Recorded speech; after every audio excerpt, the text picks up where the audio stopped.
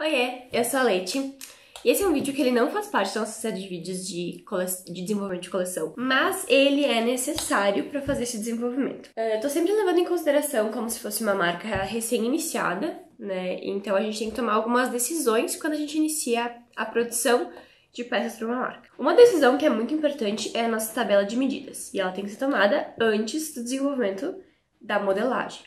É interessante que tu pegue várias tabelas de medidas de várias marcas diferentes, que possam ou não ser do mesmo segmento. Mas por que é importante pegar essas tabelas de medida? Porque se tu for pegar a tabela de medidas padrão ABNT, as medidas são bem pequenas, tá? Então, isso é uma coisa bem interessante, porque assim, ó, eu, Letícia, tá? As minhas medidas, no padrão ABNT, elas se encaixam no 42, isso é um G. E pra ser bem sincera, é bem raro eu precisar comprar também o G. Normalmente, parte de cima eu compro o P e parte de baixo eu compro o M. Porque eu sou magra, eu tenho medidas pequenas, não é um 42. Porque se a gente começar a diminuir muito as medidas, uma pessoa assim, da minha pensa uma pessoa que é um pouquinho maior que eu, ela já vai ter que entrar num plus size, que não é a realidade. Então assim, eu busquei várias tabelas de medida de várias empresas diferentes e eu desenvolvi essa tabela que eu vou deixar aqui na descrição. É a tabela perfeita? A gente não sabe. Por quê? Porque a gente não vendeu essas peças para saber.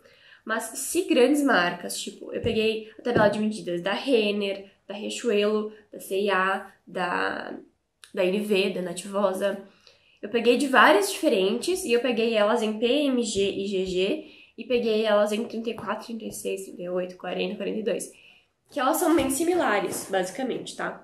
Vocês vão ver que essa tabela ali que eu coloquei, ela tá bem especificada, então tem outras medidas que normalmente as tabelas dos sites não têm. E como é que eu peguei essas medidas? Eu peguei uma tabela de medidas padrão ABNT, que normalmente a gente usa pra fazer modelagem, tá? Pra fazer moldes base, enfim. E nessa tabela ali, eu peguei, por exemplo, eu não olhei pelo tamanho, eu olhei pelas medidas. Então, eu peguei um busto 90, uma cintura 70 e um quadril 100.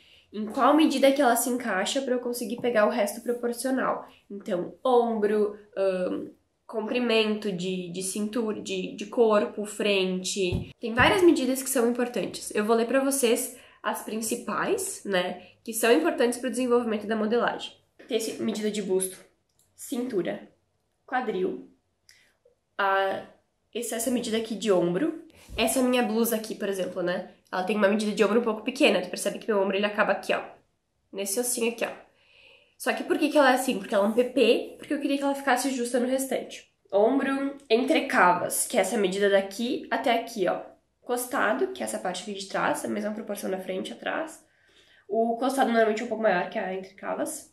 Separação do busto. Separação do busto é bem o bico do seio, ó. Pega onde tá o bico do seio e é essa medida aqui. O punho. A medida do punho ela é muito importante, mas ela também é importante se tu for fazer algo em tecido plano, ter a medida da tua mão fechada. Por quê? Porque o punho, por exemplo, se tu for fazer um blazer, né? E tu quer que ele fique bem justinho aqui, mas ele é de tecido plano. Se tu quer que ele fique bem justinho aqui, ele vai ter que ter uma outra abertura para que ele passe pela mão, ó. Por mais que a gente faça isso para passar às vezes, tu consegue espremer um pouquinho a mão, mas tem que ser algo que fique confortável, né? Joelho, importante ter. Canela, é bem importante ter para que quando a gente vai colocar os punhos inferiores das peças, para que ele não fique muito solto nem muito justo.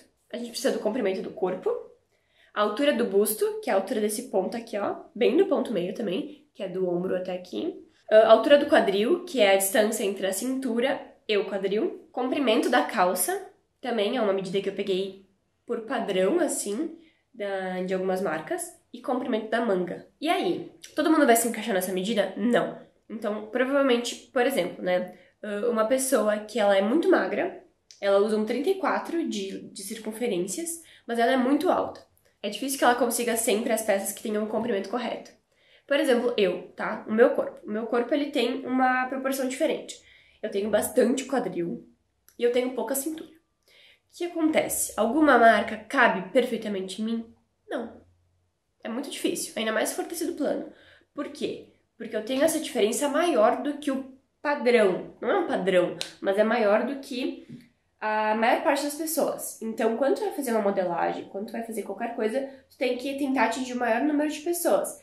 Sempre vai ter umas pessoas que não vão estar no padrão e não tem como atingir todo mundo. Então, se é uma pessoa que tem muito busto, se é uma pessoa que tem, que nem eu, que tem quadril mais avantajado, tem que pegar uma média para atingir o máximo de pessoas possível.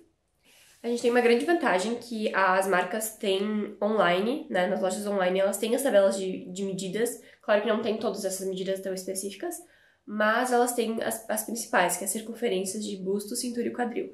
Então, já pode ter uma noção muito boa do que usar para tua marca, pegando por base marcas que já estão no mercado e já fizeram esses testes.